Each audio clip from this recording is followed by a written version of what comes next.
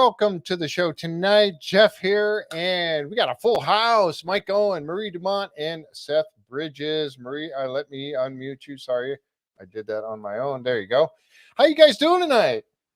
Doing well. Awesome. Good. The gang's all here. Yeah, the gang is all here for sure. How's it going down in Florida there, Marie?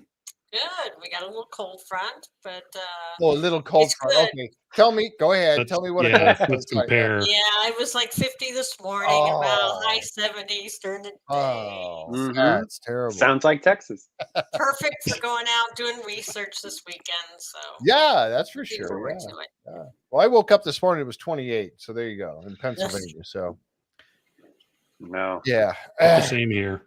No, So, we had a little It's the dusting season. of snow on the ground the day before yesterday. Wow. Yesterday Ooh. morning, and I thought, oh man, what is that? Is that RV ready to go? I got to be heading somewhere. Well, I'll tell you what, we had another good show last night, the season finale of Expedition Bigfoot. I'm sorry to see it go. I mean, this definitely was the best season yet. Do you guys agree with that? Yes. Well, I guess I better get that banner up there, huh? I love the tech. Again, they just keep upping the game on the tech. I don't know how they get all that stuff. Yeah, I know. yeah, for sure. And then tonight, or last night, they had a new drone on there, and I got a couple of pictures. You guys know me and my pictures. I got pictures, but the drone, I never knew that anyone made a drone that was like, this thing. What they call that, a fixed wing drone, Yeah, right? And it can stay up longer because with the fixed wings, it creates lift. They were Yeah. saying. I had never heard of that either. I'd only seen the ones with like the, I guess, helicopter propeller, four little ones going straight up. Mike, had you seen anything like this? I know you're. I figured I thought of you as soon as I saw this. Yeah, not combined. I've seen them where they're like remote control planes, and like quadcopter Right. or something like that, but not combined like this. That was pretty slick. Vertical Right. Very takeoff cool. and flies like a plane. But it still makes the drone sound, though. You can Yep. hear the propellers Yeah. still. yeah, it did. That's I like a the way good point. the wings, they on the end of the wings, the propellers at the end, they turned up to get it to lift off, and then they rotated forward, just like there's a plane, a Navy plane. We had them land on our ship when I was in the Navy. Oh, They did cool. that. I can't remember the name of that plane, but they got the rotating propellers on the wings, and they rotated up to lift and then go forward for forward motion. I was like, as soon as I saw that, I was like, oh, this is just too cool. So yeah, the tech brought to bear, the more tech to the game. I love it. So that was and then the different things that they had, that hand scanner that Dr. Mayer has. I mean, that thing's pretty awesome too. I never knew they made such a thing. Yeah, I like that it casts are cool, but I feel like maybe somewhere in the process of creating the cast, you might miss that tiny detail that will really sway someone who's looking at it. Because I mean, y'all know the terms better than I do and what you look for when you're looking at a cast, the lines and whatnot. I feel like those handheld scanners are really going to pick it up and make the case even stronger if this is an unknown print. Right. Yeah, it just captures it digitally, and you can print it out, I guess, with a 3D, printer. But it's still nice to have the cast, something you can look at in your hand and study. That's a good point too. Yeah. Yep. Craig There said was- Osprey. That was the name of it. Osprey. Osprey. Yeah, that's the name of that plane. The Harrier does do that too. We had the Harriers land on my ship also. I was on an LPD, which was had a flight deck on the back, mainly for helicopters. But we did have the Harriers land on it. So, and those are pretty awesome too. But yeah, so this thing is more like, Craig said it's more like a military drone. It sure is. Sorry about that. Great. What? And then it had a camera on the front of it that would do 3 different ways. It would do the regular camera, and then it had a 8x zoom camera. I think it was 20 times. 20 times. thought. Thank you. 20.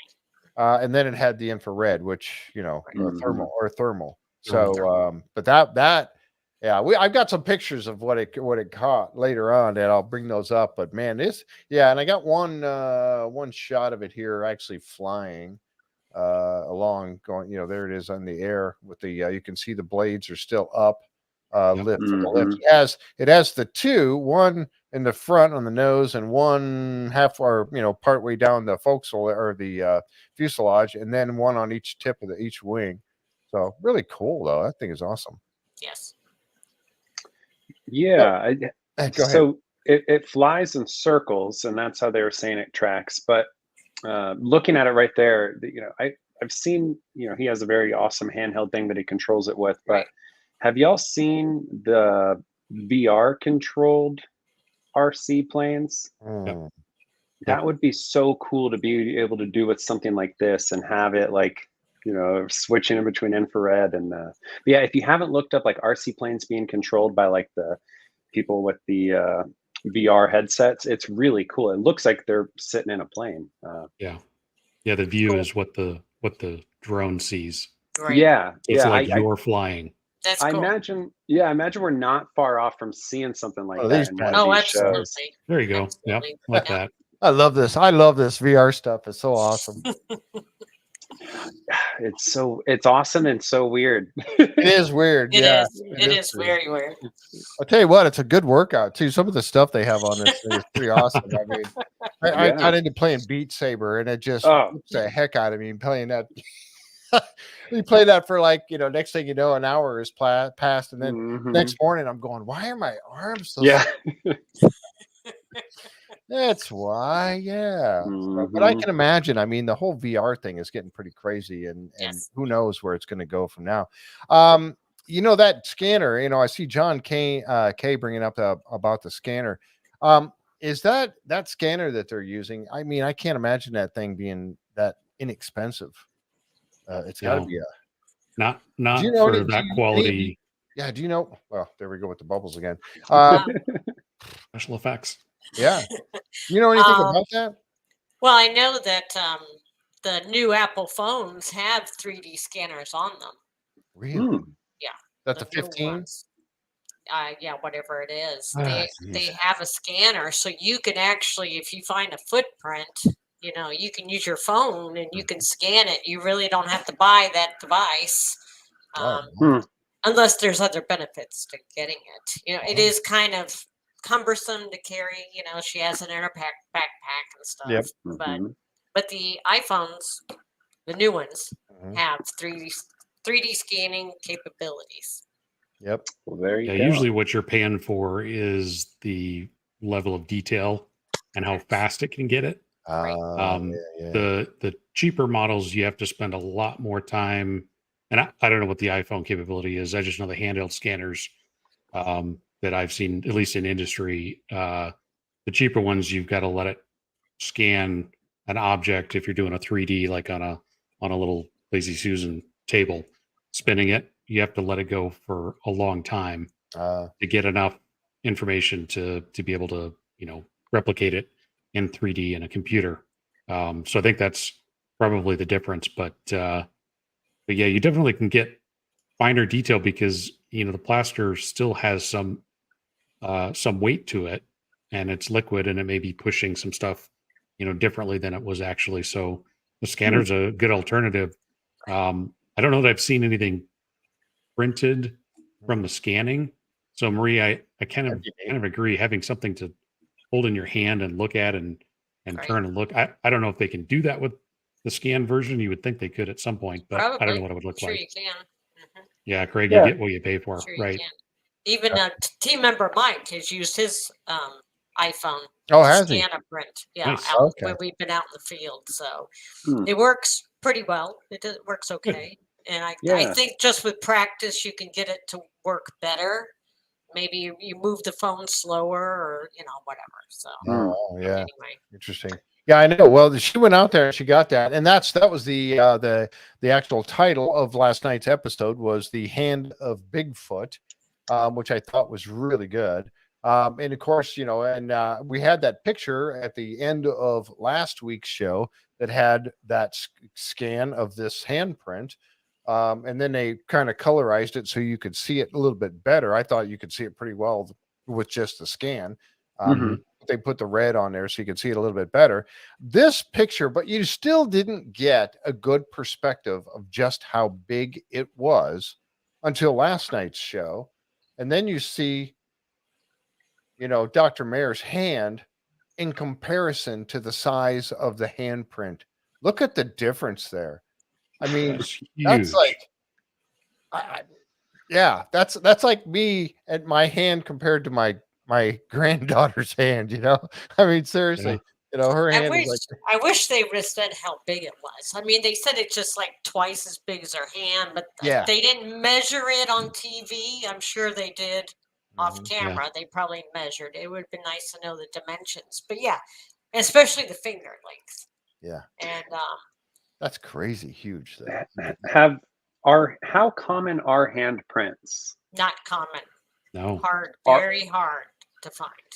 Very So, hard. yeah, so that was my first thought when I saw it. I was like, oh, I need to ask Mike and Marie how common this is, and if there are any details to look for when you're looking at a handprint, the way you look for the line, certain things on a footprint.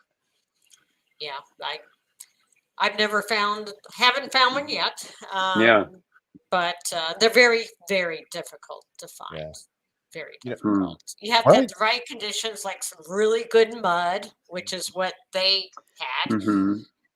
And that was a super fresh print. I mean, you Yeah. can just tell by looking at it, it hadn't been around. Right. So, So Ronnie, Yeah. Go ahead. I'm sorry. No. I would assume they took eDNA sample from that Right. handprint, right? Would've They been a good didn't show idea. that on TV again. Right. But I assume, being a scientist like Dr. Mireya, that she would have collected the DNA from there, Mhm. Right. from where Yeah. that print was. She's thinking about that kind of stuff all the time. So Oh, you yeah. think so. And that's one of those things we talked about that a little bit before, was the fact that, a lot of times they don't, because of the limits of editing and everything else, they don't show us everything. We only get snippets, to put a show together. And that Right. kind of, Mhm. sucks in the end. But you're right. They were and I was going to bring up something later on too, that I know they had to have done back when they were by the glacier. I'll bring up a point when we get to that part, but you figure they probably did do these things, even though they didn't Yes. show it on television. Right? Yeah. Yes. Yes. Kat asked about it being manipulated. I don't think so, Kat, because they just were side talking light. about how pristine it was. Mhm. Yeah. Yeah. Fresh. I think and the fresh. side lighting made I it look. mean, I would have looked raised at casted one the point. thing. I would have taken eDNA, which I'm sure she did. Yep. I mean, 5,000 pictures and videos for sure, and Yeah. measurements. So I'm sure they did. They just don't show it on TV. And of Right. course, everybody's going to be complaining, what? They didn't do eDNA? It's like they're just showing you a snippet Right. of what they captured. Right. Mhm. Exactly. Yeah. Linda says, I was surprised that, they go down on all fours. I had heard Ronnie Yeah. talk about that before. do. I think I've heard a couple people mention that, but I didn't really. And you think about that, if they do go down on all fours occasionally to maybe move faster or whatever, why don't we see more handprints? Yeah. I assumed, because it seemed like Russell was saying the prints was like from here, it went straight up. So I thought it went on all fours to kind of go up an incline. There you go. Right. I couldn't see I the agree. terrain enough. Mhm. Because but then Ronnie said, "Oh, they go on all fours," and I agree with Linda. I had never heard that before, and Yeah. from everything it makes sense. Occasionally, you would, I guess. I think when- Mireya even said that she thought the same thing. They went down on all fours to kind of go up. Okay, Go yeah, uphill a little bit, and they spider crawl. I mean, that's something that Bigfoots are known to do. Get down on all fours. And they Mm, do like a spider crawl thing as well. So Yep. yeah, interesting. But yeah, they're I mean, supposed gorillas- to be just as fast on all four as they are on two, if not faster. Really? faster. Has have y'all ever heard of any people getting like chased on all fours or charged on all fours? Yep. Yes. Mhm. That would be terrifying. For some reason, I mean, I've always just pictured them standing up, picturing one like doing that coming at me. With, I don't know. Yeah. If that's happening, man, I'm just gonna spend. I'm gonna be that stupid teenager on the Scary Movie, just going. Ah! And standing there frozen. Maybe not the screen, but I'll be standing there frozen if it's coming at me like that, especially if it's 8 foot tall or whatever. But yeah, that's pretty crazy. So, but you think about that, and it was brought up in the chat. Jan and Kat, they both mentioned it. You think about it, going up a hill. If you're climbing up a steep hill, how many times do you often reach down with your hands to help you get grip to go up the hill? Makes sense, right? And you're going to use your fingers more. They didn't seem to have gotten much of a palm print, but they definitely had fingers. Right. So. Right. Yeah. That's one thing that I don't know is when they are running on all fours, no one's ever really talked about what position the hand is in. Are they on knuckles, or are they flat palm like that? And I honestly, Seth, to your question, I think that's probably why we don't see more. Is we're not even sure what we should be looking for. Should we be looking for knuckle marks or palm prints? I mean, like Marie said, I haven't heard of very many palm print. Sometimes on buildings, or Jeff showed that picture on the last episode. There was one on a car, but not out in the wilderness. Yeah, that was mine. So I don't know. I don't know exactly how they're doing it, but their arms and leg proportion is different than humans, so they're built for it, going on all fours, way better than we are. Yeah, for sure. And I think like gorillas, I think they tend to run on their knuckles. I think so. Yeah, but going uphill, I would assume they're probably going to use more finger grips and to grab onto roots and whatnot too. But and they captured that. They said one of them was a handprint, the other one was a knuckle print. So you think about that, okay, yeah, it makes sense. That it would. But again, that's interesting that they found that, and so it was so pristine. I think that's really the thing that it blew them all away. You could see. And then Ronnie, they were probably talking to him on the radio, and he's like, "I gotta go over and see that." So he abandons the island and comes over and hangs out with them guys. At 3:03 a.m. is when he went over there. And his sun was coming up, and I've never been to Alaska. Or that far. Living in the UP of Michigan, you get used to the summer months. You get used to the sun setting at 10:30 at night, but not being, light. You have dark for 4 hours, 5 hours, and it's light again. But remember that one portion in there, and they were talking about, the sun's coming up, and they were still making their way through the woods. I mean, that's. But the Sasquatch or Bigfoots, they would adjust to that. I mean. They probably, because there's so much daylight, they have to roam around during the day most of the time. Yeah, I mean, it's pretty bright where I'm at, and obviously you see there's one enjoying the sun. Well, you bring up that subject. People, they were talking about why do they, and we talked about it a little bit last week. Why do they always do everything at night? They don't always do everything at night. There's a lot of it going on during the daytime. Right. It just seems like, they do it because Patty was found in the daytime, and a lot of the evidence that they found has been in the daytime. So, I think they're doing their investigations all the time. We just happen to see a lot of nighttime stuff. Absolutely. Because the thermal cameras, night vision, that they work the best during those times, and and they have to sleep at some point. So exactly, they have to get some sleep, but they here 3 hours. Wow, 3 hours of night. Alan, that's what Alan just said. Wow, that's crazy. Wow, that's it, huh? I can't imagine that. I really can't. That sounds great. I love the sun. I do too. Not when I'm trying to get a little bit of sleep anyway, but yeah. Oh my gosh. Yeah, this picture here, I had to grab this one just because it's so beautiful. Oh my God, the imagery, especially the glacier. Oh my God. The glacier in the background there, yeah. This is a good shot of kind of what my thinking was for this season. Just real quick, I want to get y'all's take on it before I forget it. Okay, I love that they went to Alaska. Obviously, they got crazy results. And Bryce at the end was like, we're going to go back to either here or some other place. Is Alaska almost too big? Should they go someplace where Bigfoot would be more confined? Or do you think they'd be? I don't know. I mean, obviously they got results in a big place, but I just kind of had that thought of like, man, this is such an expansive place. Like, and Bigfoot. I mean, it's almost like it's a joke to think that they're going to catch a Bigfoot on foot in this terrain. Correct. You got to use the tech, but like, Yes. it's just such a big space. I don't know. What do y'all think? So It is. now they know where to look. You know, you're spending 7 weeks of trying to discover something. Now they've narrowed it down to a good area. So they may go back there. That's what I was go going to ask. You further. think they go back to this site again and get? I know try Russell and find the same ones. Russell wants to go to the Yukon. That's where he wants to investigate. Do y'all think Bigfoot is like seasonally migrating and coming back to the same place again, or do you think they're just roamers and they're just gonna go around? I think some of them migrate. And they roam. I think they mostly migrate, except like down here in Florida, because they don't need to migrate. They have year-round supply of food. Whereas, you know, in Alaska, it's cold.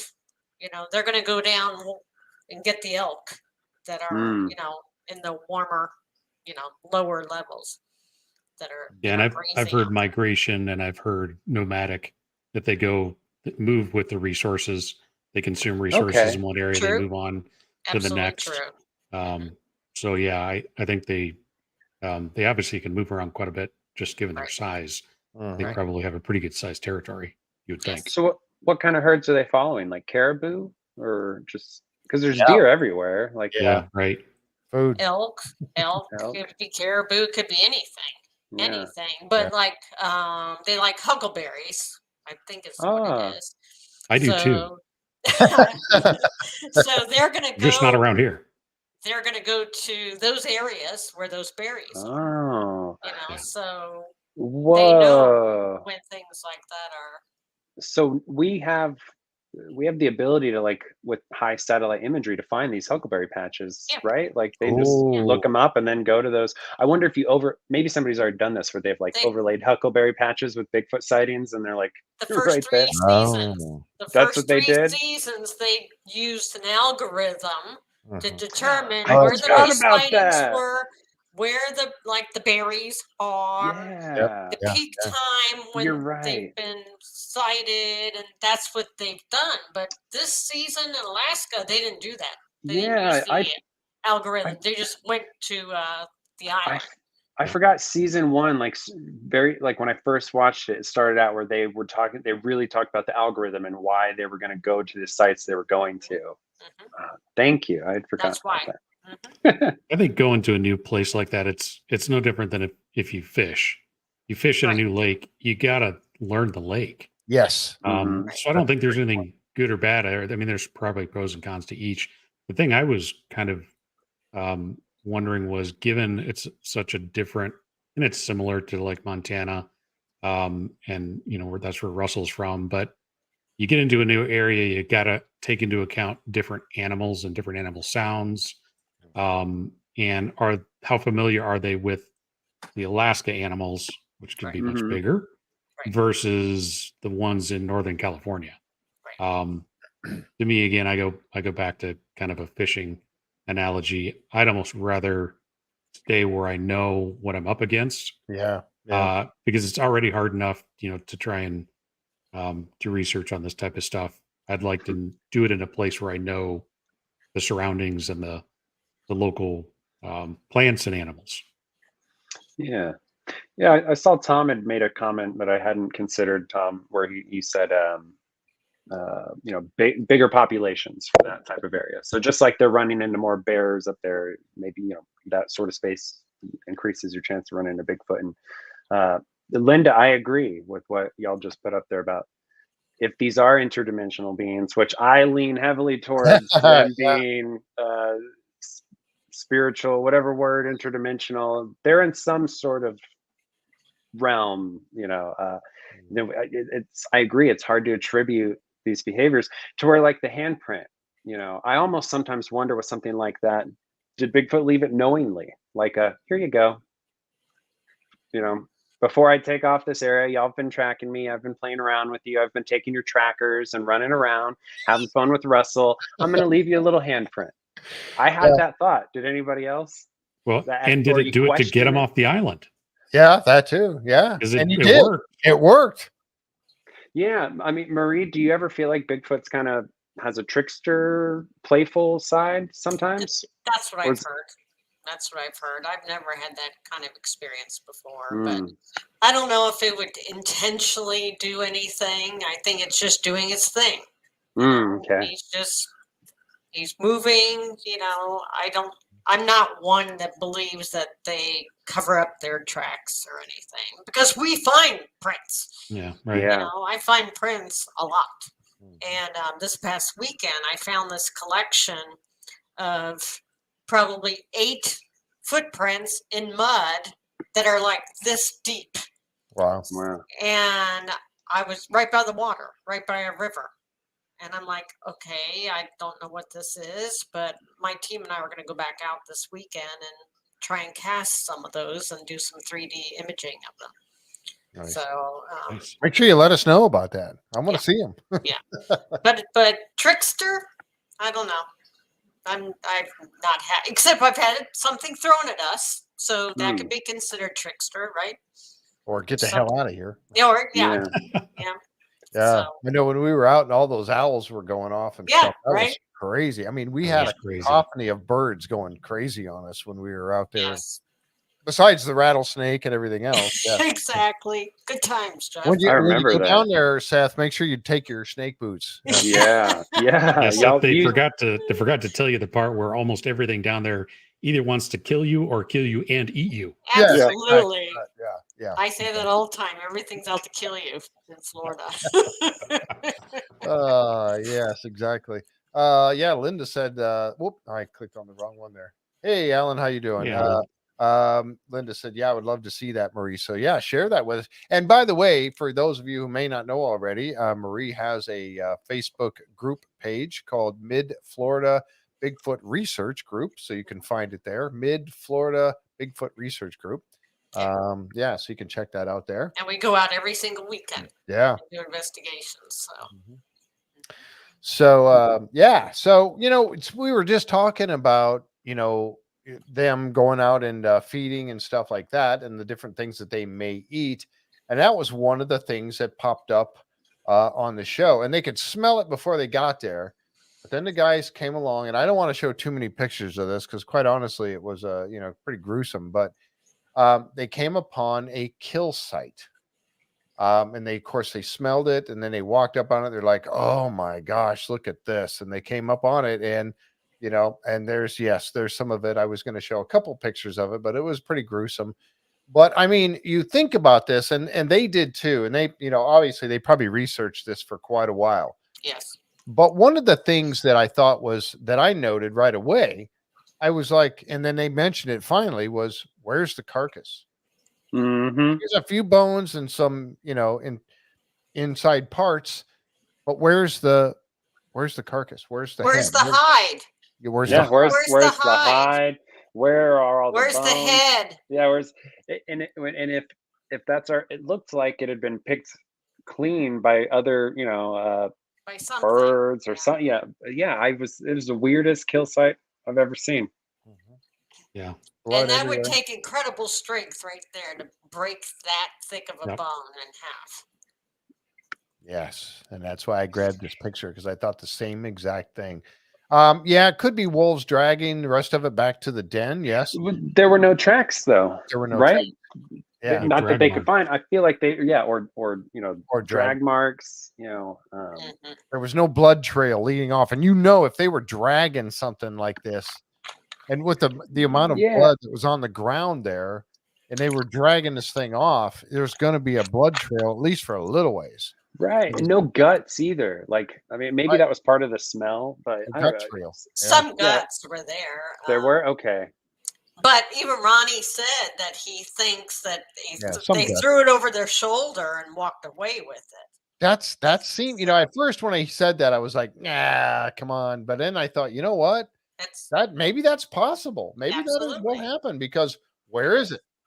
where's the carcass, and how would they get it out of there without leaving some sort of a trail, a blood trail or something?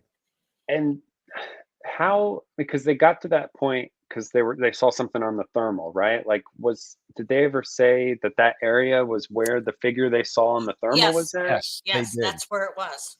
Yes, they did. The figure was like standing out in Yeah. the field, and then they found that field, and then lo and behold, they found the gut pile. Yeah. It just so happens that I have a clip of that, and I will show you. Yeah, and this was, and I was wondering, and I'll play the clip. It's 10 seconds. I'll play it twice, and then I'm going to point something else out on this. But I thought this clip was awesome. They said they saw something moving on the drone, and this was after Ronnie had said he was on the riverbank, and he said there's something moving over here, and so they brought the drone over Right. top of him, and then they captured this. I'm going to show it. I'll play it a couple times. And then we'll talk about it a bit. Oh gosh, I hope you guys can see this well enough. Hope it plays okay. Oh, it's moving. It's moving. There it goes. Oh wow. What is that? Okay, I'm going to try to see if I can enhance this a little bit so you can see it just a little better. Oh, it's moving. It's moving. There it goes. Oh wow. What is that? Yeah, it was really the little bit that you could see in the beginning. Like it looked like a person running through the woods. Whatever it was running. Yeah, for Yep, sure. For sure. Now, something else that I wanted to point out was this right here. Is that the kill Yeah. site? I That just could saw be. that too. Yeah. Oh, That right. could very well be. It's huge. It's Mhm, huge. mhm. It's huge, and it's hot. Whatever that is, and it's on the ground. It's hot. It's not cold. It's not a patch of snow, because that would have been blue. So I thought, man, was that the kill site? And it's running away from the kill site. Now, that doesn't mean that whatever this was saw. I mean, it might have been checking out the kill site, and because it smelled the blood just like they did, and they went over there. But who knows? But I thought that. I wondered. And unfortunately, this isn't that clear. You can actually see the legs. It's on two legs, and it's running on two legs, whatever it was. I mean, it's very, very clear that it's running on two legs. Let me see if this one's a little better. Yeah, don't forget, this is the drone, so it's making noise. Yeah. So it probably ran off because it heard the drone. Yeah, that was crazy. I was like, oh man, what do we got going on here? And I wanted to show one other thing too, was that I've got that. Remember when later on, when right after this happened, the drone guys were done for the day. Or for the night. And then Bryce said, I'm going to come out there, Ronnie, just stay where you're at. I'm going to come out there and meet you. And then when Ronnie was walking through the woods, because there was a couple of different thermal clips that they had. And when Ronnie was coming through the woods, Bryce was coming through the woods. Ronnie actually picked him up on, I was frozen for a second. Sorry about that. Let's see here. There you go. Now, Ronnie picked Bryce up on his thermal. Okay. And you can tell this is what I was talking about last week when you had that figure standing looking at the beaver. You had the beaver in there, and then you had the figure that was standing behind the tree. And I think you guys might be right whether or not it was even cared about the beaver or not. But it was hot on the mid torso section, was very hot. Remember that? It was red. The head was like yellow. Somebody was even calling it Winnie the Pooh because of the coloring. Yellow head, red shirt. But it was very hot. Now look at Bryce. And that's why I said last week, if this is a person standing behind a tree, dude ain't got no coat on. Right. Because you can see that Bryce is wearing something very warm, protecting his chest area, sleeves not as much, nothing on his head or his hands. Right. And that's the difference between these other thermals. And that's why I kept saying these other thermals, if it's a person, the person's not wearing a coat or maybe not even a shirt in the woods in Alaska. Granted, it's summer, I guess, that we're, but they still had snow on the ground in many places. I think somebody would be wearing a shirt at least, So, I mean, Yeah, this thing running across there. What do you think? I mean, you could see the whole body was lit up. I mean, if you could see the legs running, it was Mhm. yellow. It certainly was not wearing any kind of protective clothing that I could Right. tell. Yeah, rules out a person, in my opinion. That combined with the shape of that huge rib that you showed the picture of that was broken, and they said the marrow was sucked out. I don't think. I mean, that's a hardcore person if they're out there running around naked, breaking ribs, sucking bone marrow out. And chewing on bones and Yeah, leftover meat on bones. and outrunning Russell and drones. Yeah. Yeah, Yeah. there it is right there. Yeah, I mean, could maybe hunter or human? I don't think so. No. Yeah, very messy sight for a hunter. Renee said, "Yeah, I agree with 100%." Renee, if that was a hunter's kill, there would have been all the normally a hunter, you take down a deer, and if you're going to clean it right there on the spot, all the intestines are going to be in a big pile, and you're not going to have dress good it. bones left behind.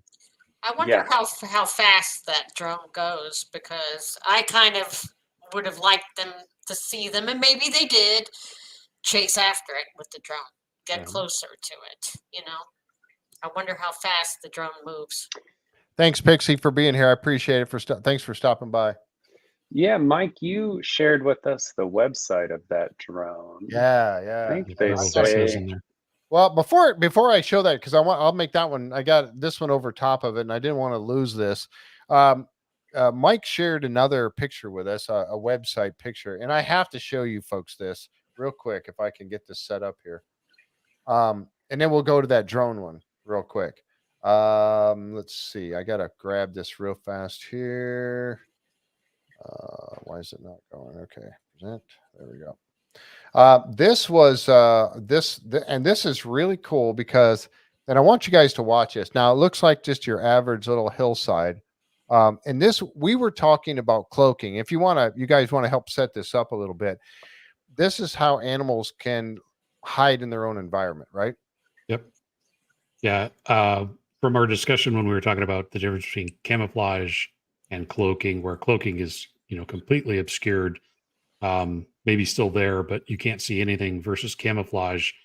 This is a video of some wild goats in New Zealand that have a coat that is specifically, adapted to not show any edge at all. It's got a very, the coat is long, hairy, and it tapers out to just very fine points of the hair. And the human eye is sort of built to look for edges. And these goats don't have any edges because the fur just blends so perfectly with everything around it. So at the 10-second mark, there will be a shot that hits. This is a video from a hunter. He doesn't hit anything but rock. And a couple of the goats take off. Yeah, check this out. I'm going to play it. Go ahead, Seth. How many goats do y'all think? I mean, we've how all many seen goats it. do you think are in this picture? Yeah, how many goats? Just a quick, 1, 2, 3, 4, 5. You can kind of see there might be a few there, a few things that might look like I they're thought goats. when I was waiting for this, when you first showed me and I clicked on it, I thought, okay, I see one. Right. And then I was like, maybe 2. So Right. 2 or 3 was like my guess. Right. Actually, Kat says 6, but I agree. Yeah. Okay. I'm going to play Go this, ahead and play it. and then I'm going to get your reactions from everybody.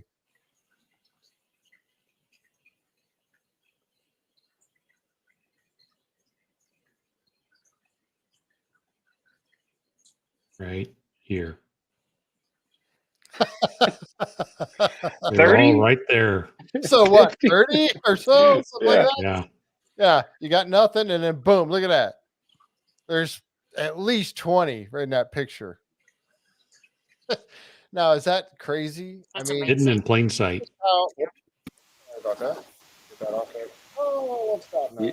yeah, and a couple of the spots that I thought, oh, that's maybe a goat, weren't goats. They were just Right. grass patches. Exactly. Yeah. Right. It's like the goats came from everywhere I wasn't expecting them. Yeah. Whoops, I hit the wrong key here. Hold on a second. I got to get back to Exit full screen. There we go. I can get back to this other one. Yeah, so that was nuts. And when he showed us that to us, I was like, but this is a perfect example of how this is their house. This is their environment.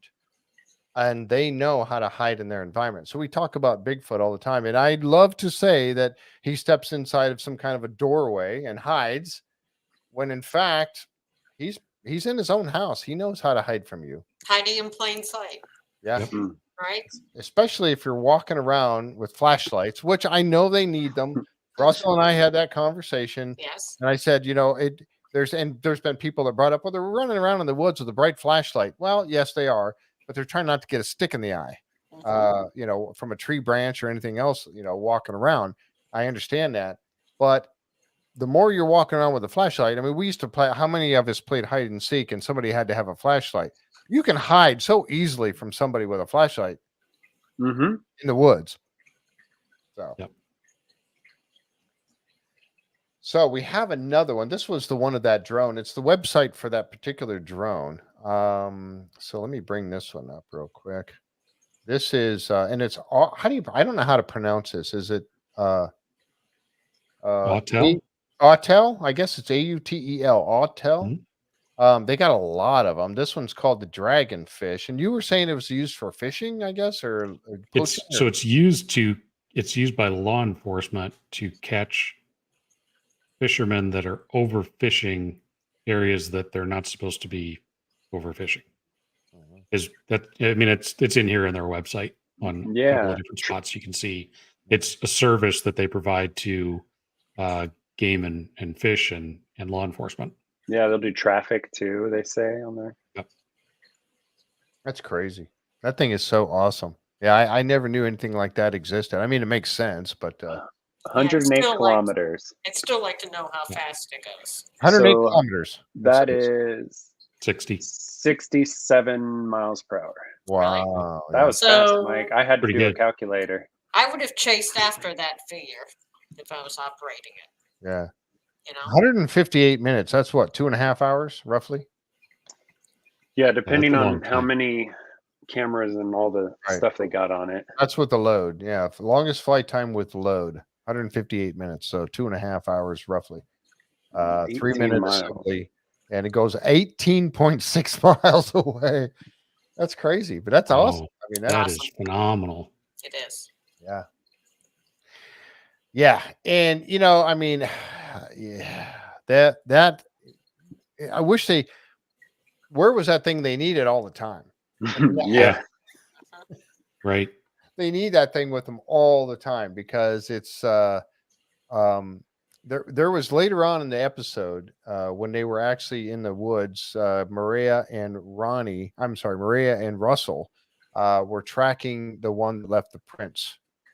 And they split up. Ronnie and Bryce went up one river, and Russell and Mireya went up the other river, and then they were tracking the prints that they had. And they came to the glacier. And that's when right away I said something, and I was saying something about the fact that, when they were standing at the glacier, and remember when the guy, and it's this clip right here, I'll bring this one up. Let me set this one back up. But they, hang on. Oh, not that one. Hold on. This is a clip. So where Russell and were they following a different figure from the one Ronnie saw? Okay, that's what I thought, but I wasn't clear in my memory. So thank you. Do you have that clip, Jeff, of the one they were following that was running between the trees? Yeah, I do. Hang on a second. I'll get this shared here. This one was the one where they were actually at the glacier. And this is when the cameraman was like, Russ. Let me play this one real quick here. That's the one that they saw over the top of the mountain. Something up on the top. Right. But before that, they were tracking, they saw a figure going in the trees. And that's why they were going that way. Right. And the prints. Yep. Yeah. So there's something up there. You can see it right here. Whoa, you guys can't see that, can you? Sorry. Oh, it's completely washed out. Hang on. Sorry about that. This is it's okay. Click that magic button. There you go. Let me see if I can zoom this better. Yeah, and the show I saw just a second of a Speck. dark figure. It's going right over the top. Yeah, it's kind of as it looked like it was just turning and bucked away. Have y'all seen any other videos? I feel like I saw one news. It was maybe somewhere in Colorado, but it was like people skiing caught something moving up a mountain, and they went up there to try and see, okay, I'm gonna go up there and you look at my height, and we can try and figure out how tall what we saw was, and it was like some 7-foot thing walking in the snow, and then that made me think like how many other people have seen them on snow slopes or So other than that one news clipping that I saw, and then this on the show, those are the only two I've seen. Have y'all seen any sightings on like glaciers or other snowy backgrounds like this? Yeah, I've seen a couple things, but not personally. Yeah, Right. just on TV. Yeah, I've Just seen on that TV where or from a whatever. long distance off, they see somebody. Very long distance. It's walking really fast up a mountain, Yeah. snowy Yeah. mountain. Right. A human cannot walk that fast up a mountain. No, there was a show once that talked about there was up on it was not on a glacier, but it was up in a very snow covered area, and they were Yes. following these prints that were like 4-foot stride or something crazy, 4 to 5 foot stride. And there were these prints in the snow, and the guy was up there looking for them, and he found the prints, and they were just like not sure what to do. During this clip, this is the one that just kind of got to me, because during this clip, immediately, oh, you still can't see it. Sorry about that. Anyway, so you can see there's a little dot up on the top of the hill there, on top of the glacier. And the first thing I thought of was, where the hell's your drone? Get your drone up there. Because they're like, oh, we got to get up there. I'm like, Yeah. no, it's there now. Get the Yeah. drone up there. Yeah. And then later on, you see that there is a drone flying around looking at the glacier and them walking on the glacier. It's like, you had one with you. Yeah. Sure they did. I'm sure they had to have, Yes. because that would have been the first thing to do, right? Get the drone out, go fly it up there and have a look. Yeah. So it's one of those things that we didn't get to see, I guess in the outtake of the show or whatever, but Right. kind of bummed me out a little bit. But I thought, man, right now is when you need to be showing That would have been a good opportunity, especially if the snow continued. You could have seen that black shape for a long time. Yeah. Even think just sending a drone straight up to look, at that level, There you it could can have see just it stayed there. there. There There it you go. is. That's good. Now you can see it right there. Is that Yep. whatever it was? And the cameraman said it was standing, and then it kneeled down, and then backed away. So he did see it actually standing there, whatever it was. So if it was a bear, it was standing on 2 legs for a moment, on its hind feet for a moment, and then came down on all 4s and ran off the other way or something. But yeah, I think there's one more. This is them when they were in the glacier area. There's one. Nope, I don't only had the one. Okay, just had the one picture of it there. So, but yeah, that's it. So that's what I'm thinking. Get that. Yeah, peekaboo. Exactly. Yeah, sorry about that, Tim. Yeah. Yeah, so it's just the way I had to get these videos. I'm going to come up with something better for next season. Yeah, I just can't get the captures that I want to the way I used to on these. But again, you get up on that glacier, there's lots of places to hide there, isn't there? Absolutely. Yeah, those could be When they found dangerous, though. when they found that ice cave and they went in that huge cave with the water and everything, amazing. Yeah. Yeah, I got a picture of that too, real quick. I'll show that here. I was worried for them when they started. Well, let's Yeah, climb up that's this glacier. I thought, spooky. I don't know, guys. Yep. Yeah. Yeah, and then all of a sudden they've got, it's kind of funny because they come with all this gear. Yeah. All of a sudden they've got they got ice spikes on their shoes. Yeah, right. And then they right. had the ice ice like picks. picks, yeah, ice and I'm like, where'd you get those? I didn't see those. Yeah. It's been in Russell's 100-pound backpack Right. this time. All this time. 92. 92. Yeah. Marie, you put it on, right? Yeah, I carried it. Yeah. That's cool. Mhm. Yeah. Yeah. They that was pretty cool. I mean, I've always wanted to go inside of a glacier like that and look around. beautiful. Yeah. But she actually got injured in Oh, this did she? season. Yeah, while she was in Alaska. I think she fell in a hole, twist her ankle or whatever. But Oh, my. so she did get injured. Hmm. They don't show that on TV though. Sure. Tim, I might have to take you up on that. Tim says he could help me out with great images. Yeah, I might have to have you help me out with that on the next one. So next season when we do this again, because I used to be able to just get screenshots with my iPad, which were crystal clear, beautiful. I can't do that on Discovery. They've blocked that kind of stuff. They don't want me doing this. I'm advertising for their show. I mean, come on. Yeah. Yeah, They should be paying you. Yeah, Yeah. absolutely. Oh man. Yeah, no, I watch the show and then I look forward to this discussion because we get to like talk about stuff, and I'm like we were talking about like all the things we wish that they would show us, but we understand for the sake of TV, we don't get to see like, if they're not going to show it to us, we create a space, where we get to break it down and talk about it. And I'm with you, Jeff. You help them out, and it's unfortunate that the new, I don't know how they program it to know when we're screenshotting something on a phone, or because I've tried too, like, oh, I'm on my app, let me take a picture, and then it's just black screen. It's just black. Yeah. I understand. Yeah. I can still do it on, well, I shouldn't say, because as soon as they hear me say this, they'll block that too. But there's another channel that I can actually still get those from. J-Free 906 blocked. Yeah, exactly.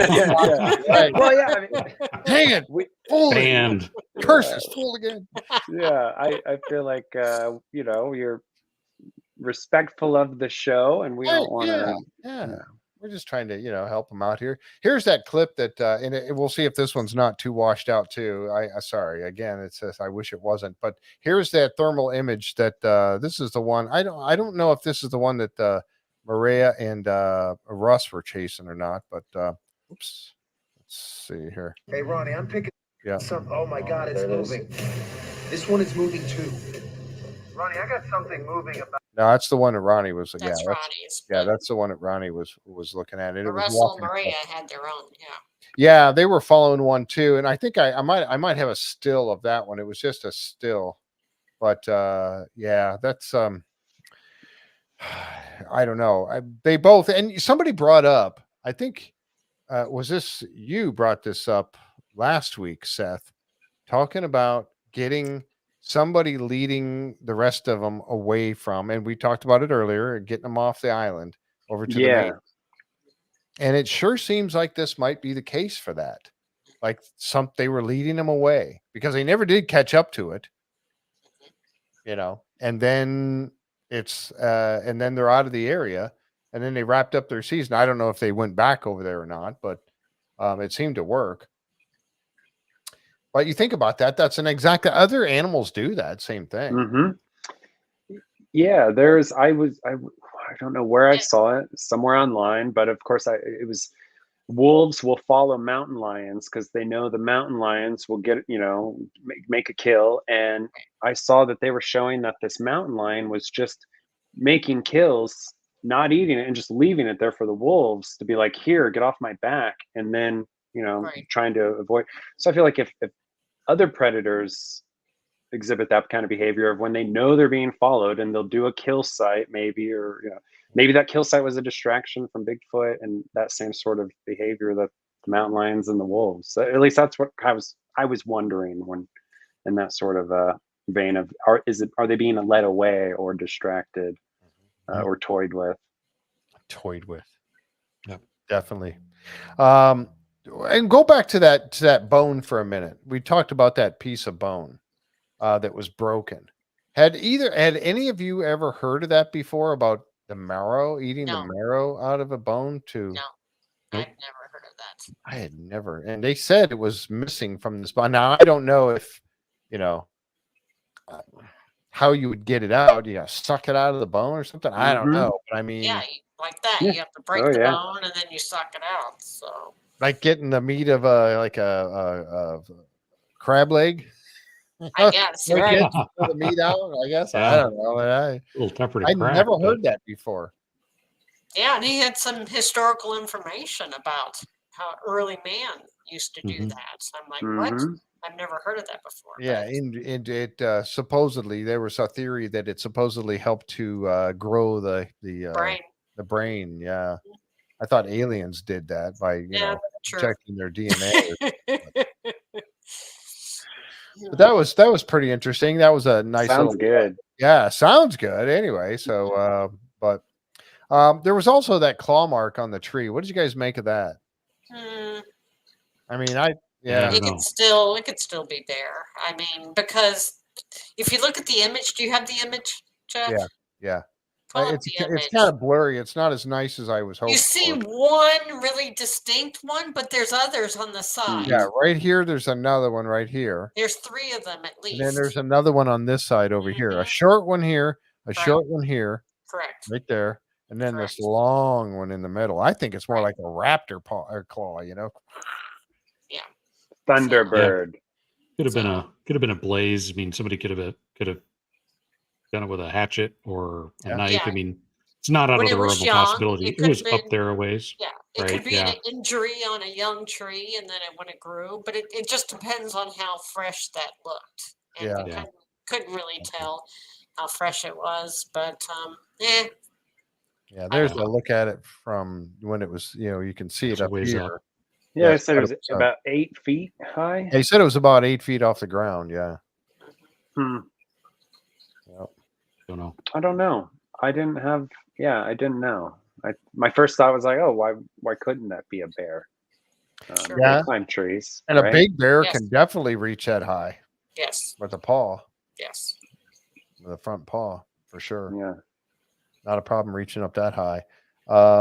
Yeah. So, and then at the end, they got the helicopter and they went up there and they combed the whole glacier the area with that helicopter and got absolutely nothing. They didn't find a thing on it.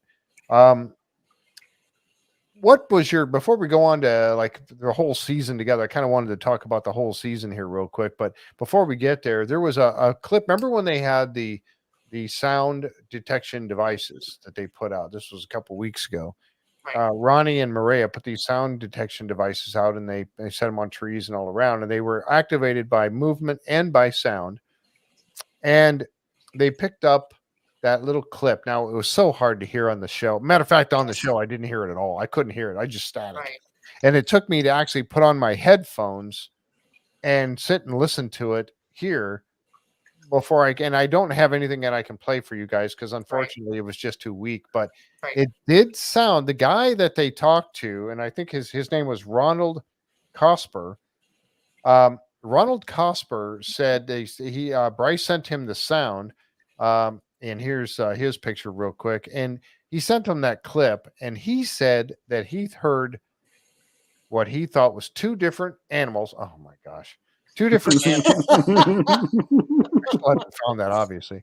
2 different animals that were talking back and forth in a language that, and he said the words were ways flat, and then the other one answered with a different voice, Kamba or something like that. Mhm. Yeah. Yeah. Kumba, Yeah. or something Kumba, like that. Kumbaya. Yeah. Kumbaya, yeah, exactly. Definitely sounds indigenous. You know. So I did hear it. I was listening on my TV, and even though, like you said, it was hard to catch. Yep. Right away, I turned to my wife and I said, "It's like the Sierra sounds," because that sort of almost like Native American, Asian sounding words. Yeah. It was what it reminded, and the same sort of like, I don't know what the right. It just like, okay, so the linguist said listening to it, he could hear where in their mouth they pronounced it, and I thought that was fascinating. That was And it. I had a gut feeling to it of like, I've only heard that sort of noise in the Sierra sounds. Right away, I was like, Sierra sounds. But I agree, replaying it back and forth and trying to catch it to my, like, and just pointing out to my wife, it was really hard to catch. Very hard. Yeah. Yeah. But I'm glad they got that linguist who actually was able to like point out the words. And it was cool the way he pointed out that there were 2, because they're talking about tracking this Bigfoot, and the linguist was like, were there more than one? Yeah, because I heard 2, and he's like, "Oh, there was, we did think there were more than one." Right. Yeah. Good validation. Yeah. Mhm. Yeah, so they didn't lead him on or say, "Hey, we think we have a conversation of Bigfoot." They just said, "What Yep. do you think?" And he, on his own, heard the 2, Right. which I didn't hear 2. I just heard 1. I thought it was one kind of. That's what I Right. heard. Yeah, and that's not the only linguist that has said that about about those sounds and Sierra sounds. Scott Nelson is the other linguist. Worked for I think the Navy, and was trained in a couple of different languages and interpreting things. And he's done the same thing and said it's definitely there's definitely structure, and it's has all the hallmarks of language. So Yeah, I've heard the gibberish before down the Have you? Everglades. Oh wow. You have? Ooh. Oh yeah, yeah. I It sounded think- like there were 2 of them that were just like, I'm like, what the heck? We're out in the middle of nowhere in the Everglades, Yeah. and it sounded like they were having an argument, and it wasn't owls. It was very different. It sounded very Chinese. That's Yeah. common, like Chinese That's- yeah. Mandarin or whatever. Oh wow. Mhm. But Okay. I've also heard them say "hey" before. I've heard, Mm. yeah, we've heard them say "hey" before. Wow. 2 different. Really? I've had 2 different times. Wow. Mhm, That's where they interesting. just hear "hey" like a human saying, and we're like, we're looking around. There's no humans where we're at, Yeah. and it's like, No. but something said "hey" to us, and that one was in Mayaka, and one was in the Green Swamp. Yep. So. Made me cry. What's that? And that would be the easiest thing for them to say, if they were trying to mimic Mimicry. humans or Mimicry. something. Yep. Hey, Mhm.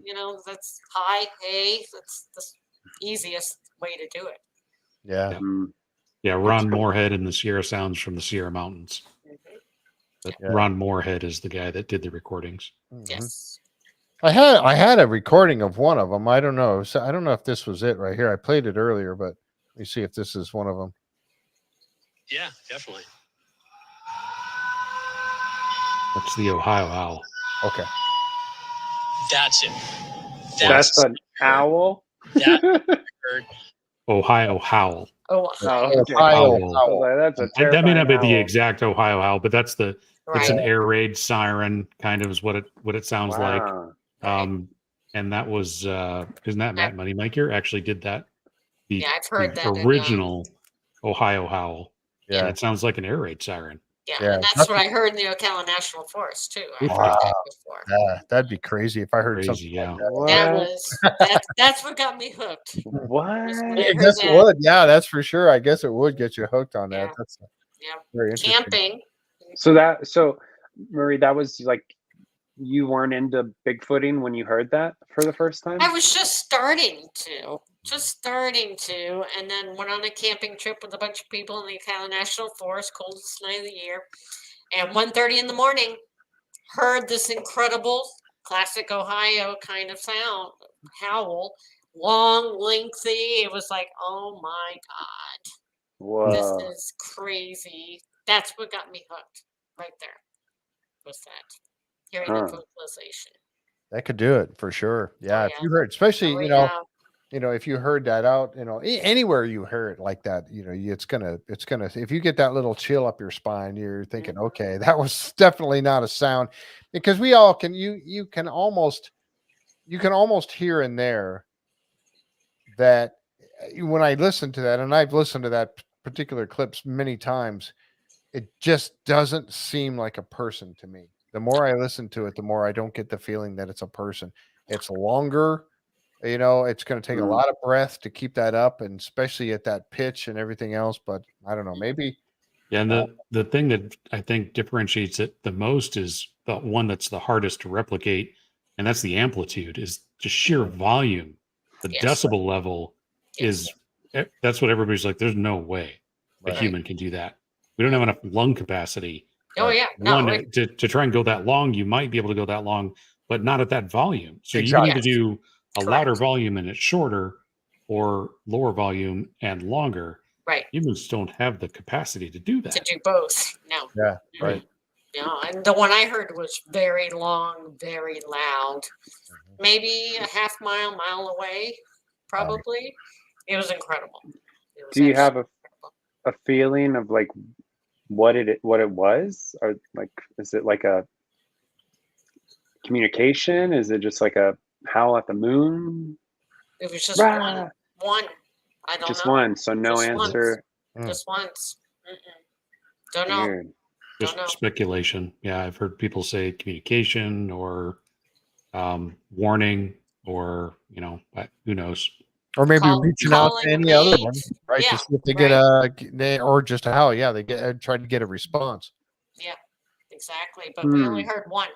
That was it. So, what did you guys think of this season? We had a lot of good highlights. What was yeah. your? I'm gonna go. We'll go around the room. What was your biggest? And you got to pick one. I know for me, there's so many to go on. But what was? We'll start with Mike. Mike, what was your biggest piece of evidence for the season 4? I like that figure in the cave because of the side-by-side picture from the robotic dog. Yeah. They had LiDAR and video. Yep. Side by side. You could compare the two. Nothing there on video, but LiDAR got a reflection. So there was something there. And just the way that it just looked like somebody kind of hunched, facing the other direction.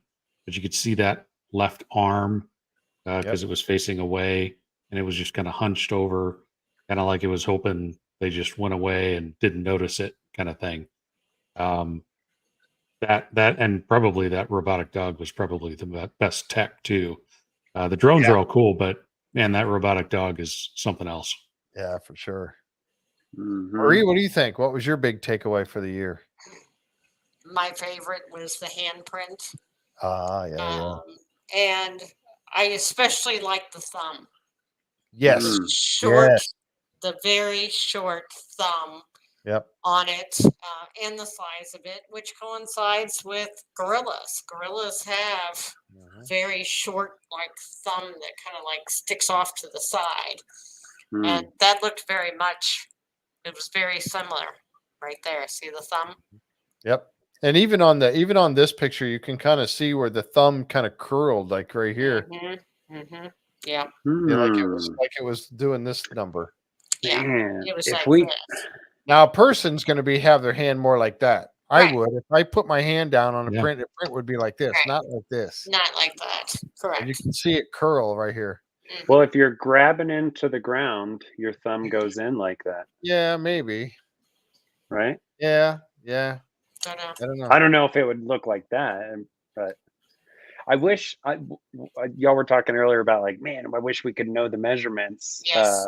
I thought of the YouTuber Thinker Thunker. It's like, man, if Thinker Thunker could know the measurements, he could, kind of Absolutely. break it down and go, well, based on what we know, could this be a Bigfoot? Yeah, the proportions, and Yeah. I have a screenshot of someone did a human handprint, and they put a gorilla next to it, and the gorilla is like this. I mean, you can see they have like a little stub of a thumb that sticks Right. off to the side, and Yep. but I wish though they just ended the show. They didn't do any kind of recap to go over the evidence, like the results of hopefully eDNA. Just they didn't do that.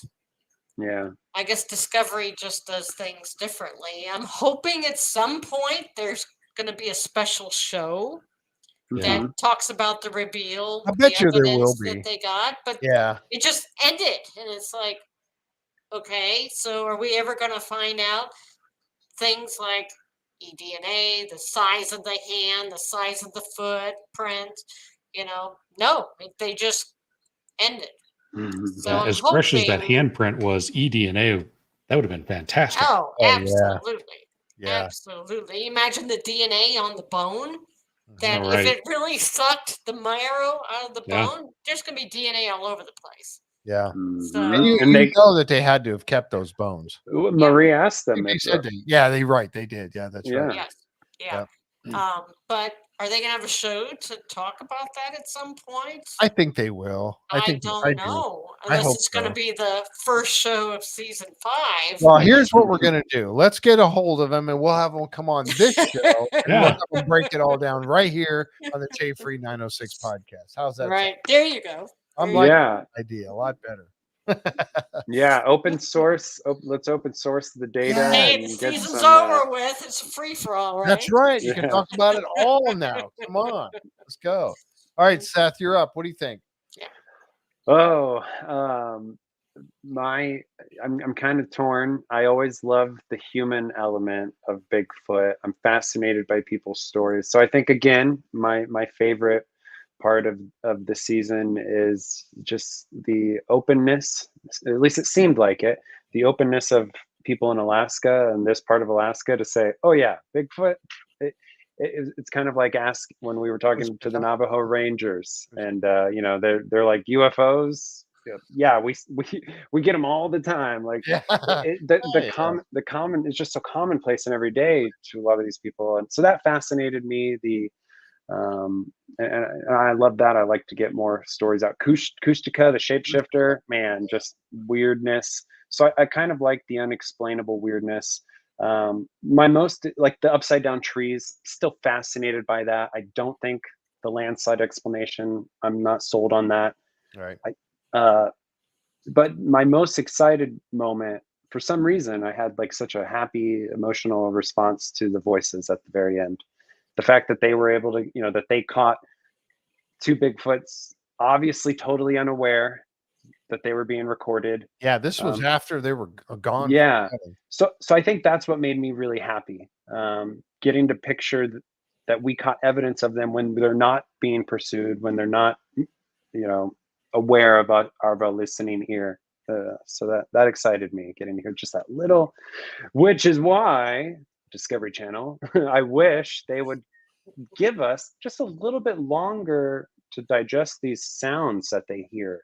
Did you hear that? Well, no, I didn't, because y'all added sound effects. So Oh, I know. That's Background noise, music. No. yeah, dun dun dun. I'm like, well, was that So drums? irritating. Yeah. So yeah, I wish they'd, like we keep saying, I wish they'd break it down a little bit more. But that's what we're here for. So yeah, exactly. I think, People's stories and then the conversation. Those are my 2. I also like the thermal image that Russ got of that peeking around the tree.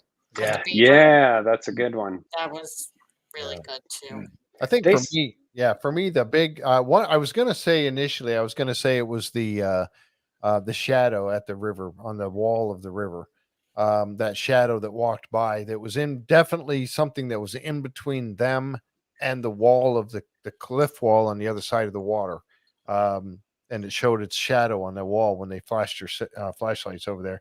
I wanted to go with that one as my best pick of the time, but you know what? I'm going to go with because Russ seems to get these, all of Russ's thermal images and the bear that he was looking at across the valley that was working on something, doing something over there. And then it stood up, turned, and walked away. Right. So it's Russ's, for me, it was Russ's captures that I was most impressed with. Yeah, he gets some good thermals for sure. Yep. Yeah. Very compelling. Very, very compelling. And I just, to see those, and again, like I said, dude, the one that we talked about last week that was standing there looking, well, I said it was looking at the beaver, but we weren't sure about that. But that one there, and then how many has he had where it looked like it was something standing by a tree playing peekaboo with him? Mhm. So that was that. And I want to hear from you guys too. I know a few people chimed in the chat and kind of said what you thought. I saw your things go by and an agreement, but I want to hear from you guys in the chat. Tell me what you think. What was your big takeaways for season number 4? And also I want to hear where would you go next if there is going to be a season 5, and I sure hope there is. Where would you go next? Somebody said the Yukon earlier. Yeah, that's where Russell wants to go. Or go back to Alaska. What do you guys think? Where would you go? Ape Canyon. Where's that? I think that's Olympic Peninsula. Ah, Northern Ontario. Cat says Northern Ontario. Why Ape Canyon? The Murray? handprint for Alita was the highlight. Because it's a very hot area. Hmm. That's why it's called Ape Canyon. So Is- it's a very, it's- very hot area. I think it's near Mount St. Helens. Oh, okay. All right. and so who named it Ape Canyon? Is there the history I don't know. behind the name? I wonder I how have no old that idea. name is. I have no idea. No idea. Right. It's one of those things where where should we look for the giant ape? Ape Canyon. Ape Canyon. First place I would go. Come Everybody- on. I yeah. mean, Uh-huh. got the name. Jeff, that was like in Sedona where they have for Yeah. Beyond Skinwalker Ranch. They were like, "Where's the secret base? Maybe it's under Secret Mountain." Yeah, think? Yeah. Yeah, that has the Yeah. yeah, and I might be going out there. I've been talking with the that ranch. Oh gosh, I'm at a loss. Bradshaw. Bradshaw, Bradshaw, yeah. Mm. I've been there Yeah. before. I might be going mean, out just there. Really? I didn't go exploring. I've been talking found with I've been talking with Jeremiah, who was on the show Beyond Skinwalker Ranch, and took him out there. I've been talking with him. He reached out to me, and we've been talking about it. So I might be making a trip out to Bradshaw Ranch to do some investigation. But Yeah, you should. yeah, he's we've talked about him coming on the show and doing some stuff with us. Yeah. So yeah, that's going to be getting back into the Skinwalker Ranch stuff. But yeah, let's see. Oh, okay. For Jan, she said the creepy wood structures in the forest. Yeah, that was definitely yeah. Whoops. The creepy goat skull thing. I like that Carolyn said, not going out at night. Dogs can wait for a walk in the morning. Yeah.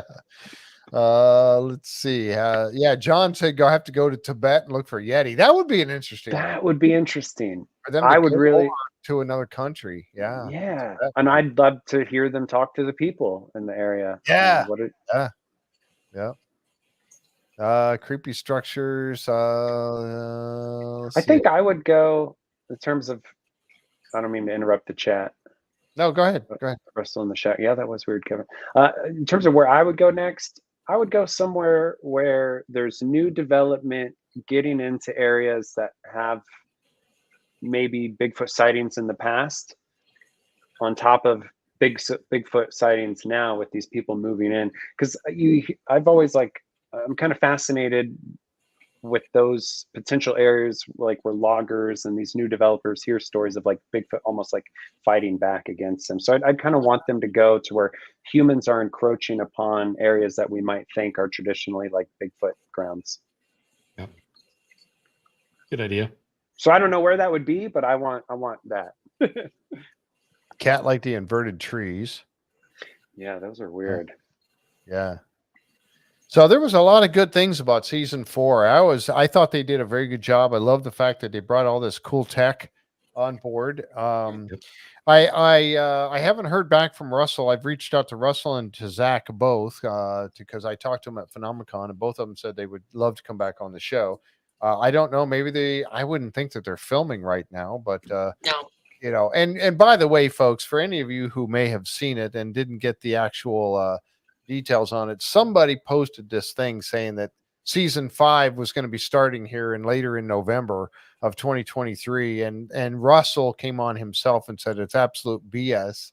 They haven't even filmed anything for season 5 yet, so don't believe that it's going to be starting a season 5 here in a couple weeks. It's just not true. So No. there you go. No. I don't know who made that up, but unfortunately there's There's people out there that do that kind of stuff. Yeah. Can you imagine? I mean, they filmed this episode, these episodes like well over a year ago. Mhm. And they've had to keep everything hush hush, not say a word Yep. about anything. And Yep. you know, doggone well, it was just eating them alive because they wanted just to say stuff. And everybody's asking them, about season 4, and they're like, nope, we can't say anything Right. Mhm. Yeah. until the episode airs, and then they can talk about it. Right. But, Yeah. That's a long time. What, almost 2 years? Year and a half? Almost 2 years? It took for them to finally get this season 4 on air.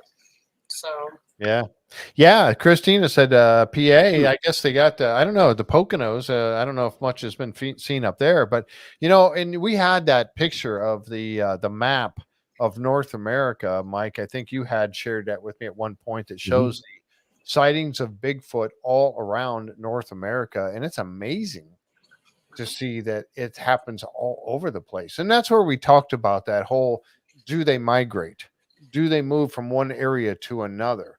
I would think that the ones down in Florida, because I know talking to you, Maria, about the ones down there, you said they seem to be, they're not as, the sightings haven't been as tall of a creature as like the Sierras and Colorado and all that. they tend to be smaller, a little shorter. Bigfoots in like North Florida, central North Florida are usually 6 to 9, 8 feet tall, but the skunk apes, which would be central and South Florida, they're like 5 to 7 feet. So they're smaller and they're very different, and they're skinnier too. Because it's hotter. Yeah. They can't, something that big and hairy and muscular would never survive in the Everglades. It's just way too hot and humid for them. So they have to be lean and light and less hair. That's Bergman's rule. The closer you get to the equator, the smaller the animals are. And like deer, the deer and the key deer, they're like the size of a dog. I mean, they're just much smaller. So yeah, John said East Coast the size of a skunk ape. Yeah. I guess right here, Eva said Allegheny National Forest. So there you go. That's I'm in Allegheny County right now, so I guess I'm gonna have to start doing some research right here. While I'm right here in the wintertime. So no excuse, Jeff. No excuses. Get out there and get looking. Go out. I mean, there's got to be a Bigfoot group around here somewhere, I would imagine. There's lots. Yeah. I did. Yeah. Oh, yeah. There she goes. I guess we'll go on a hunt. All right, Christina, we're going on a hunt. You ready? All right, we're gonna have to get Marie to come up and show us the ropes. We'll have to take, I was down there, and I am coming back to Florida at some point. I got to get back down there. Yeah. Matter of fact, I got a really good reason why I need to be down there within the next couple of months. So I may be knocking. Let me know. Yeah. I'm going to gather up. Yeah, I'm going to gather up Mike and Seth. We're going to come out. We're going to go on an adventure. Down there. And I got my snake boots. I'll make sure I bring the snake boots. We're doing a outing like in December over down south of east side of Lake Okeechobee, very active area. That's where a couple team members of mine got. They were in their vehicle because they were trying to get away from the mosquitoes and sit in air conditioning, and a creature hit their car. Oh, wow. The window hit the driver's side window, left handprints and everything, walked around the car and hit the other side where the other guy was sitting. They were terrified. But so we're doing an outing there in about a month. Nice. Now, if you, we went out in the daytime. If you go out at night, what kind of things are you looking at for? There it is. Okay. What are you thinking about for nighttime? Have you done many nighttime? We've done some. Mm-hmm. Yeah. So basically, we're out there with our thermal cameras and our night vision, and we're looking around, and we use red flashlights mostly because it's easier on the eyes. And I don't know, maybe the animals can't see it as well.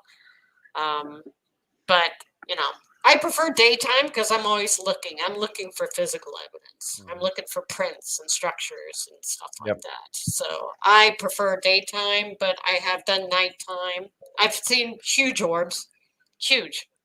Oh, wow. So as well. Yeah. Here's a map that Mike just shared. So you can kind of get a look at what's going on out there. Look at Pennsylvania. Look at Pittsburgh. Look at it's all lit up. Hot spot. Mhm. Wow. Yeah. I got to get busy.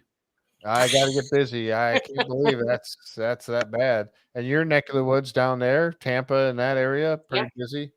Iowa, not a whole lot for you, Mike. Nope. I know. Yeah. Hard to hide in a picked cornfield. Cornfield somewhere. It's empty now. They're all picked. Yeah. They're all clean. Yeah, they're all done. They're all done now. And San Mhm. Antonio, you got to go east, brother. Yeah, I got to get to the Piney Woods. It makes sense that would be where they are. Is that what here this in is? Texas. Here? Oh yeah, that's just dense. A It's lot of swamps national too, right? forests. Yeah. Oh yeah. Swamps. There's swamps. Cato Lake, Crockett Forest, Sam Houston National Forest. There's a lot of just piney wood, swampy, marshy. A lot hillier than you would think too. Kind of hiking through there. So that makes sense. Look at Northeast Utah.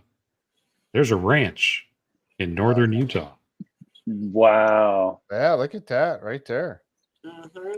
That's probably That's the right next. That's where Skinwalker Ranch is. Right here, the second dot right here. yeah, Yep. but that redness is Mountain range. Ashley National Forest, probably. Just north of Because it. that's north of Vernal, Jeff. Yeah, That's where I well, went. this right here. I went Bigfoot researching after the conference, Ah, and they said one of the local researchers I hooked up with said that there's lots of Sasquatch sightings, lots in the Ashley National Forest. So that's probably that area that's kind of red right there. yeah, Mhm. right in here. Yeah. Wow, And I fantastic. found teepee. I found teepee structures. Well, Russell lives there now, so I Mhm. mean, I know. yeah. And I asked Russell, where can I go researching? He's like, I don't know. I'm like, what do you mean? You live here. You're a Bigfoot researcher. My God. Yeah, No. well, I don't He's know. like, he doesn't research in Utah, I guess. Yeah, And, just like I won't ghost hunt in doesn't my do own much. home. So there you go. Yeah. I do not ghost hunt in my own home. Never will, never have. I met up with a great researcher, local guy, and yeah, he told us where to go, and we looked around, and It's awesome. I found 2, 3 teepee structures. So Wow. pretty amazing.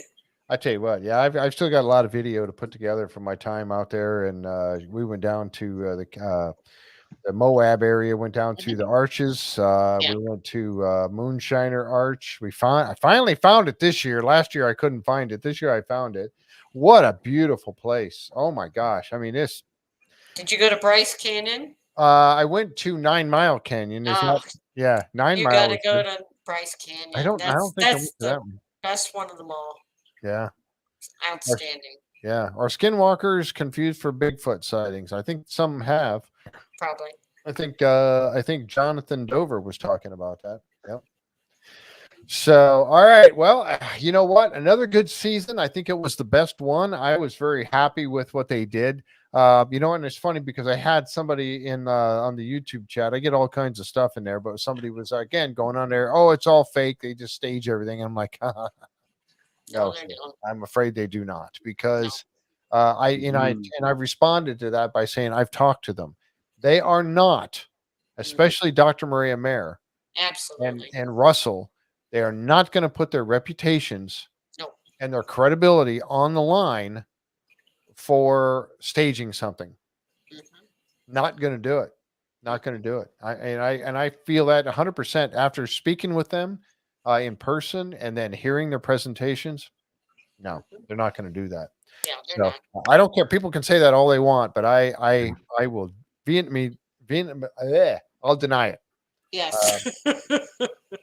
Trying to get that word Especially Dr. Mireya Mayer. There's out. Oh no yeah. way I mean, she's her gonna- credentials are just fantastic. Yeah, she Fantastic. will not fake anything. She will I'd not love to hoax have her on the anything. show, but I don't think she'll ever do it. But anyway, I tried. I know. I tried for you. I would love to have her for an hour just to talk to her about stuff. Oh my gosh.